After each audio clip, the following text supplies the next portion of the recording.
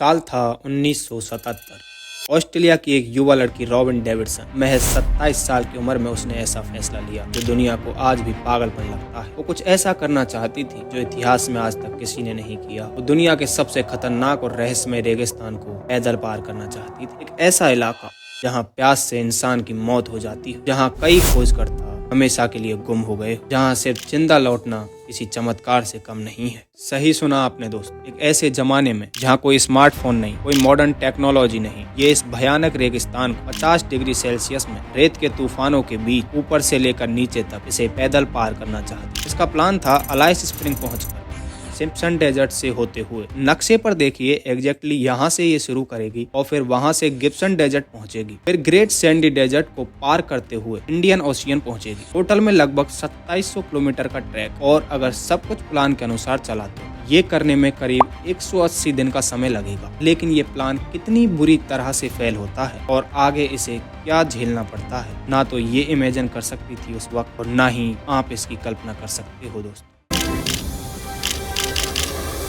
ये कहानी शुरू होती है ऑस्ट्रेलिया के क्वींसलैंड से, जहां चारों ओर खुले मैदान, हवा की सरसराहट और जानवरों की आवाजों के बीच एक साधारण से घर में रहती थी एक छोटी सी लड़की रॉबिन डेविडसन। बचपन से ही उसके पास किताबों से ज्यादा जंगलों की कहानियां थी। उसके पिता, जो खुद एक साहसी इंसान थे, अक्सर अपने रोमांस सुनाते कैसे उन्होंने कलहरी रेगिस्तान पार किया, कैसे खतरों के बीच वो इसे पार कर पाए। दरअसल दोस्तों, यहाँ मैं आपको इंट्रोड्यूस कराना चाहता हूँ रॉबिन के पिता अर्नोल्ड डेविडसन से। वो एक एडवेंचर किस्म के इंसान थे। साल 1930 के दशक में उन्होंने कलहरी डेजर्ट, जो कि अफ्रीका में स्थित है, उसे अकेले पार किया था। यही किस्सा रॉबिन ने बचपन से बार बार सुना था। उसी से इंस्पायर होकर उसने ठान लिया कि जैसे उसके पिता ने कलहरी डेजर्ट जीता, वैसे ही वो भी अपनी लाइफ में उनसे भी बढ़कर कुछ करेगी। और रॉबिन अपना सफर शुरू करती है। वो खुद को आजमाने का फैसला करती है और निकल पड़ती है क्वींसलैंड से ऑस्ट्रेलिया के बीचों बीच बसे एक छोटे शहर अलाइस स्प्रिंग की तरफ। वहाँ उसे अपने सफर के लिए कुछ ऊँटों की जरूरत थी जो उसका इस रेगिस्तान के सफर में साथ दे सके।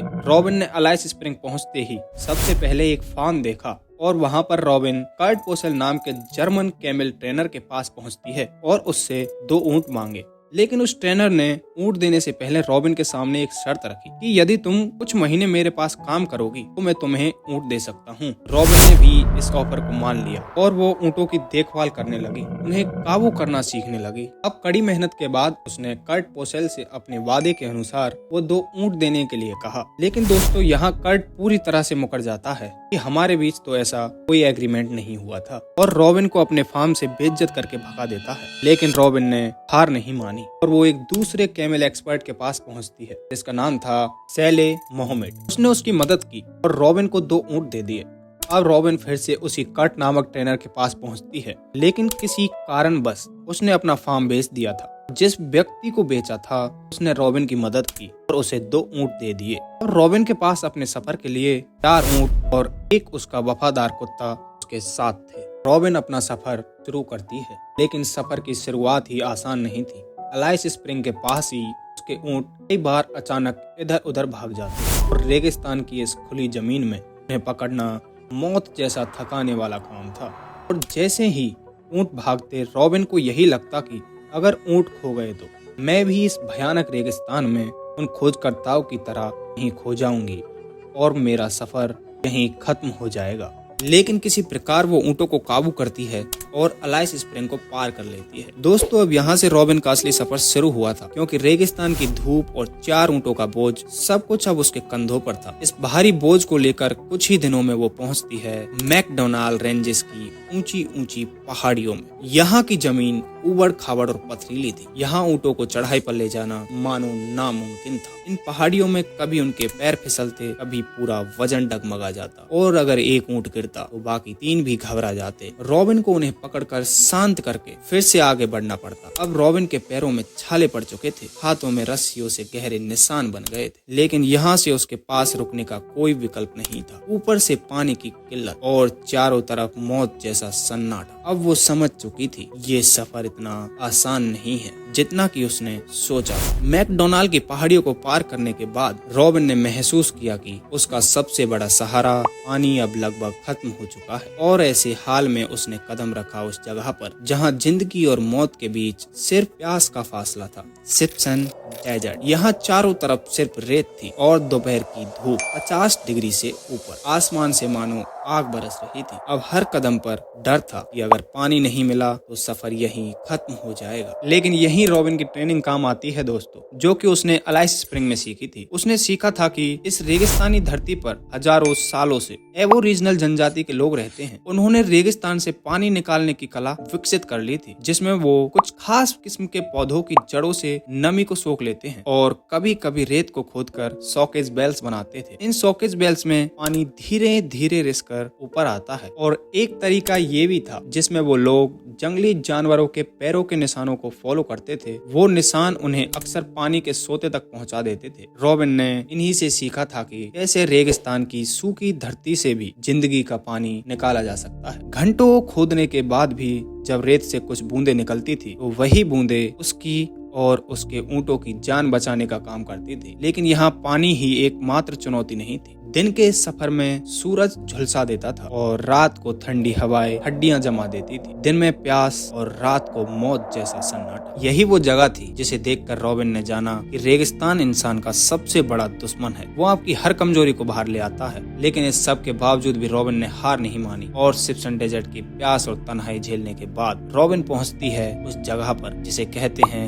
Gibson desert. उसने सोचा था शायद आगे बढ़ते बढ़ते मेरी मुश्किलें थोड़ी कम हो जाएंगी, लेकिन हकीकत बिल्कुल इससे उल्टी निकली। जैसे जैसे रॉबिन आगे बढ़ती है रास्ता और बेरहम होता गया। रेगिस्तान का यह हिस्सा सबसे क्रूर था, जहाँ ना तो कोई हरियाली थी ना ही कोई रास्ता। वहाँ सिर्फ चलती हुई रेत और मौत जैसा सन्नाटा था। लेकिन इसी बीच असली कहर तब टूटा जब एक भयानक रेतीले तूफान ने रॉबिन को यहाँ घेर लिया। तूफान इतनी तेज था कि देखते ही देखते कुछ ही पल में आंखों के सामने बस धूल और अंधेरा छा गया। सांस लेना तक मुश्किल हो गया था। रॉबिन कहती है उस वक्त ऐसा लग रहा था मानो पूरी धरती मुझे निगलने पर उतारू हो। कईयों घंटों तक रॉबिन और उसके ऊंट उस तूफान से जूझते रहे। उसने ऊंटों की लगाम पकड़कर खुद को रेत में झुकाकर बचाए रखा, वरना एक पल की ढील और सब कुछ खत्म हो सकता था। तूफान थमा तो रॉबिन का शरीर पूरी तरह से थक चुका था, लेकिन उसका हौसला अभी भी जिंदा था। यही गिब्सन डेजर्ट था जहां रॉबिन की हर दिन मौत से सीधी टक्कर होती थी। लेकिन रॉबिन ने ठान लिया था अब चाहे कुछ भी हो जाए मैं पीछे मुड़कर नहीं जाऊंगी। इसी प्रकार उसने गिब्सन डेजर्ट को भी पार कर लिया। अब रॉबिन की जिंदगी में पहली बार एक उम्मीद की किरण नजर आई, जहाँ आगे चलकर रास्ते में उसकी मुलाकात हुई एबोरिजिनल कबीले के लोगों से। ये लोग उसी धरती के वारिस थे जो पीढ़ियों से रेगिस्तान की हर चाल जानते थे। उन्होंने रॉबिन को रास्तों के रहस्य बताए, कौन सा टीला पार करना है और कौन सा टालना है। और सबसे जरूरी उन्होंने रॉबिन को यह सिखाया कि रेगिस्तान से लड़ना नहीं है बल्कि उसके साथ तालमेल बनाकर चलना ही असली रास्ता है। इन मुलाकातों ने रॉबिन का मनोबल फिर से जिंदा कर दिया। थकी हुई देह में एक नई ऊर्जा आ गई। अब उसके कदम पहले से और भी मजबूत हो चुके थे। यही वो पल था जब रॉबिन महसूस करती है कि मैं अकेली नहीं हूँ, मेरे साथ इस धरती की सदियों पुरानी आत्माएं हैं। एबोरिजिनल कबीले की मदद और सीख के बाद रॉबिन ने अपने सफर का आखिरी और सबसे लंबा पड़ाव शुरू किया। अब उसके सामने था ग्रेट विक्टोरिया डेजर्ट। अब तक रॉबिन इस सफर में लगभग 2000 किलोमीटर से ज्यादा और 200 दिन से अधिक पैदल चल चुकी थी। रॉबिन अपनी मंजिल से अब बस 700 किलोमीटर की दूरी पर थी। लेकिन यही वो समय था दोस्तों जब थकान ने उसके शरीर को तोड़ना शुरू कर दिया था। रॉबिन का चलना अब बेहद मुश्किल हो गया था। ऊंट और उसका वफादार कुत्ता भी थकान से टूट रहे थे। ग्रेट विक्टोरिया डेजर्ट उतना ही बेरहम था जितना सफर का हर पिछला पड़ाव। रेत के टीलों में पानी ढूंढना लगभग नामुमकिन था। कभी कभी कईयों दिन तक रॉबिन को एक बूंद तक पानी नहीं मिलता और कभी अचानक एक छोटा सा सोता उसकी जान बचा लेता। और जब एक दिन रेगिस्तान के अंतहीन सन्नाटे के बीच दूर कहीं नीला आसमान समुद्र से मिलता नजर आया, रॉबिन को समझ आया कि उसकी मंजिल अब ज्यादा दूर नहीं। फिर आखिरकार